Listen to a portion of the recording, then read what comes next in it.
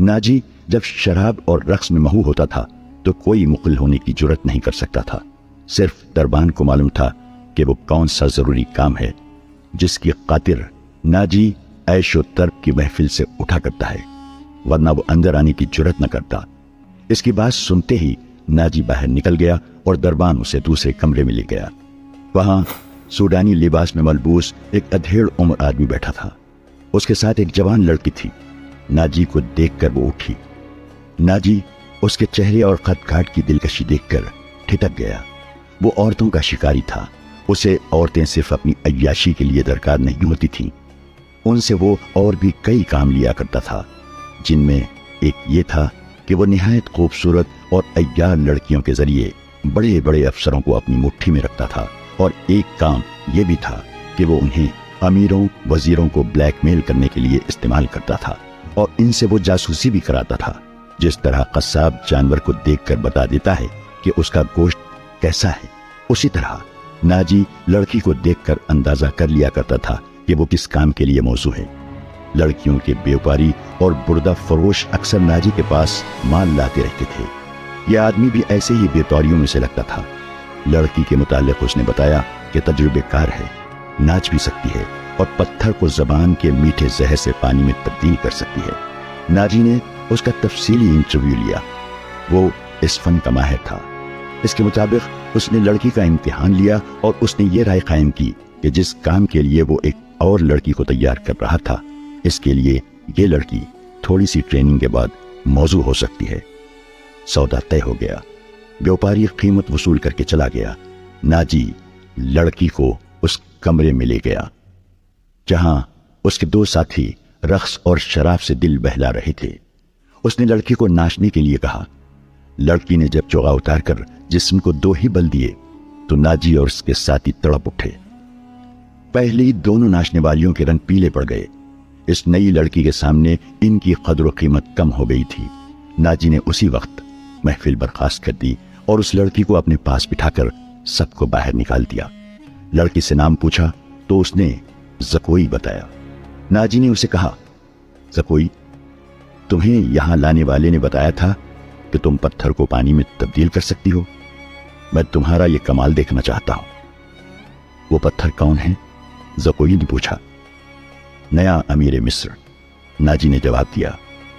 وہ سالار اعظم بھی ہے۔ صلاح الدین ایوبی؟ زکوئی نے پوچھا۔ ہاں، صلاح الدین ایوبی، ناجی نے کہا۔ اگر تم اسے پانی میں تبدیل کر دو تو اس کے وزن جتنا سونا تمہارے قدموں میں رکھ دوں گا۔ وہ شراب تو پیتا ہوگا؟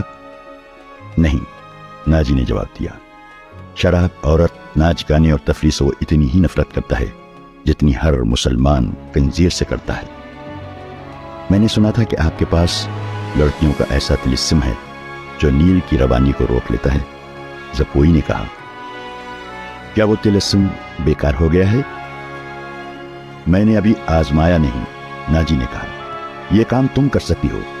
میں صلاح الدین ایوبی کی عادتوں کے متعلق تمہیں بہت کچھ بتاؤں گا۔ کیا آپ اسے زہر دینا چاہتے ہیں؟ زکوئی نے پوچھا۔ ابھی نہیں، ناجی نے جواب دیا۔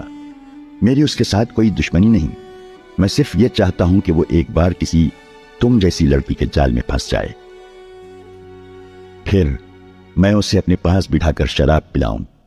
اگر اسے قتل کرنا مقصود ہوتا تو میں یہ کام حشیش سے نہایت آسانی سے کرا سکتا تھا۔ یعنی آپ اس کے ساتھ دشمنی نہیں، دوستی کرنا چاہتے ہیں؟ زکوئی نے کہا۔ اتنا برجستہ جملہ سن کر ناجی چند لمحے لڑکی کو دیکھتا رہا۔ وہ اس کی توقع سے زیادہ ذہین تھی۔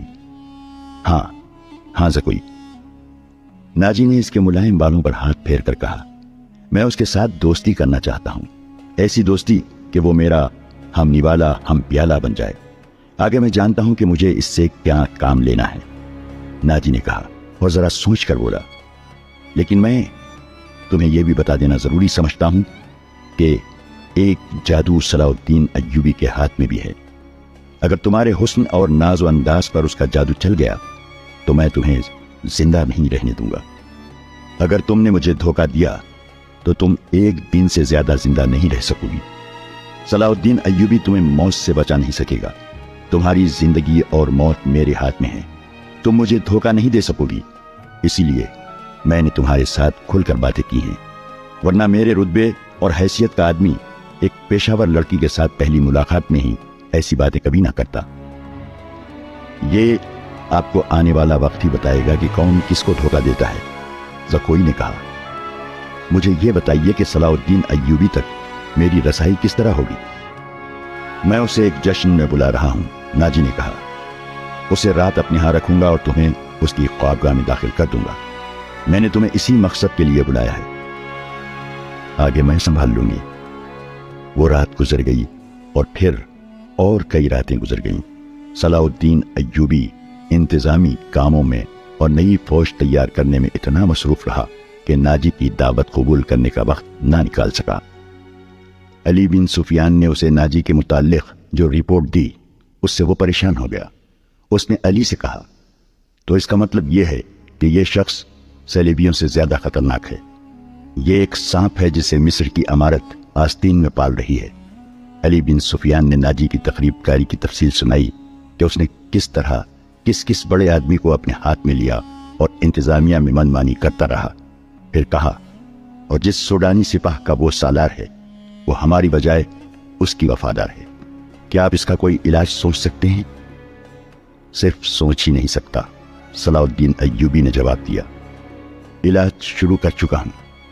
مصر سے جو سپاہ بھرتی کی جا رہی ہے اسے میں سوڈانی محافظوں میں گٹ مٹ کر دوں گا، پھر یہ فوج سوڈانی ہوگی نہ مصری۔ ناجی کی یہ طاقت بکھر کر ہماری فوج میں جذب ہو جائے گی۔ ناجی کو میں اس کے صحیح ٹھکانے پر لے آؤں گا، اور میں یہ بھی وثوق سے کہہ سکتا ہوں کہ اس نے صلیبیوں کے ساتھ جو گڑھ جوڑ کر رکھا ہے۔ علی بن سفیان نے کہا، آپ سلطنت اسلامیہ کو ایک مضبوط مرکز پر لا کر اسلام کو وسعت دینا چاہتے ہیں، مگر ناجی آپ کے خواب کو دیوانے کا خواب بنا رہا ہے۔ تم اس سلسلے میں کیا کر رہے ہو؟ یہ مجھ پر چھوڑے، علی بن سفیان نے جواب دیا۔ میں جو کچھ کروں گا وہ آپ کو ساتھ ساتھ بتاتا رہوں گا، آپ مطمئن رہیں۔ میں نے اس کے گرد جاسوسوں کی ایک ایسی دیوار چن دی ہے جس کی آنکھیں بھی ہیں، کان بھی ہیں، اور یہ دیوار متحرک ہے۔ یوں سمجھ لیں کہ میں نے اسے اپنے جاسوسی کے قلعے میں قید کر لیا ہے۔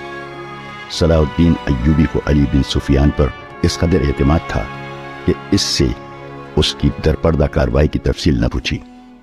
علی نے اس سے پوچھا، معلوم ہوا ہے کہ وہ آپ کو جشن پر مدعو کر رہا ہے؟ اگر یہ بات صحیح ہے تو اس کی دعوت اس وقت قبول کیجیے گا جب میں آپ کو بتاؤں گا۔ ایوبی اٹھا اور ہاتھ پیٹھ پیچھے رکھ کر ٹہلنے لگا۔ اس کی آہ نکل گئی، وہ رک گیا اور بولا، بن سفیان، زندگی اور موت اللہ کے ہاتھ میں ہے۔ بے مقصد زندگی سے کیا یہ بہتر نہیں کہ انسان پیدا ہوتے ہی مر جائے؟ کبھی کبھی یہ سوچ دماغ میں آ جاتی ہے کہ وہ لوگ شاید خوش نصیب ہیں جن کی قومی حص مردہ ہوتی ہے اور جن کا کوئی کردار نہیں ہوتا، بڑے مزے سے جیتے اور اپنی آئی پر مر جاتے۔ وہ بد نصیب ہیں امیر محترم، علی نے کہا۔ ہاں بن سفیان، صلاح الدین ایوبی نے کہا، میں جب انہیں خوش نصیب کہتا ہوں تو یہی بات معلوم نہیں کون میرے کان میں کہہ دیتا ہے جو تم نے کہی ہے۔ مگر سوچتا ہوں کہ ہم نے تاریخ کا دھارا اس موڑ پر نہ بدلا تو ملت اسلامیہ بکھر کر وادیوں، جنگلوں اور صحراؤں میں کھو جائے گی۔ ملت کی خلافت 3 حصوں میں بٹ گئی ہے۔ امیر منمانی کر رہے ہیں اور صلیبیوں کے اعلی کار بنتے جا رہے ہیں۔ مجھے یہ ڈر بھی محسوس ہونے لگا ہے کہ مسلمان اگر زندہ رہے تو وہ ہمیشہ صلیبیوں کے غلام اور اعلی کار رہیں گے۔ وہ اسی پہ خوش رہیں گے کہ زندہ ہیں مگر قوم کی حیثیت سے وہ مردہ ہوں گے۔ ذرا نقشہ دیکھو علی، آدھی صدی میں دیکھو ہماری سلطنت کا نقشہ کتنا سکڑ گیا ہے۔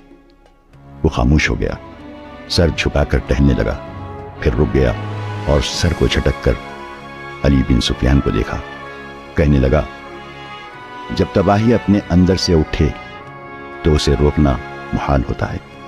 اگر ہماری خلافت اور امارتوں کا یہی حال رہا تو صلیبیوں کو ہم پر حملے کرنے کی ضرورت پیش نہیں آئے گی۔ وہ آگ جس میں ہم اپنا ایمان، اپنا کردار اور اپنی قومیت چلا رہے ہیں، اس میں صلیبی آہستہ آہستہ تیل ڈالتے رہیں گے۔ ان کی سازشیں ہمیں آپس میں لڑاتی رہیں گی۔ میں شاید اپنا عزم پورا نہ کر سکوں، میں شاید صلیبیوں سے شکست دکھا جاؤں، لیکن میں قوم قوم کے نام ایک وصیت چھوڑنا چاہتا ہوں۔ وہ یہ ہے کہ کسی غیر مسلم پر کبھی بھروسہ نہ کرنا۔ ان کے خلاف لڑنا ہے تو لڑ کر مر جانا، کسی غیر مسلم کے ساتھ کبھی سمجھوتا اور کوئی معاہدہ نہ کرنا۔ آپ کا لہجہ بتا رہا ہے جیسے آپ اپنے عزم سے مایوس ہو گئے ہیں، علی بن سفیان نے کہا۔ مایوس نہیں، صلاح الدین ایوبی نے کہا، جذباتی۔ علی، میرا ایک حکم متعلقہ شعبے تک پہنچا دو، بھرتی تیز کر دو، اور کوشش کرو کہ فوج کے لیے زیادہ سے زیادہ ایسے آدمی رکھو جو جنگ کا تجربہ حاصل کر چکے ہوں۔ ہمارے پاس اتنی لمبی تربیت کا وقت نہیں ہے۔ بھرتی ہونے والوں کا مسلمان ہونا لازمی قرار دے دو، اور تم اپنے لیے ذہن نشین کر لو کہ ایسے جاسوسوں کا ایک دستہ تیار کرو جو دشمن کے علاقے میں جا کر جاسوسی بھی کریں اور شب کو بھی ماریں۔ یہ جابازوں کا دستہ ہوگا، انہیں خصوصی تربیت دو۔ ان میں یہ صفات پیدا کرو کہ اونٹ کی طرح زیادہ سے زیادہ عرصے پیاس برداشت کر سکے، ان کی نظریں عقاب کی طرح تیز ہوں، ان میں صحرائی لومڑی کی مکاری ہو، اور وہ دشمن پر چیتے کی طرح جھپٹنے کی مہارت، دلیری اور طاقت کے مالک ہوں، ان میں شراب، حشیش وغیرہ کی عادت نہ ہو، اور عورت کے لیے وہ برف کی طرح یکر ہو۔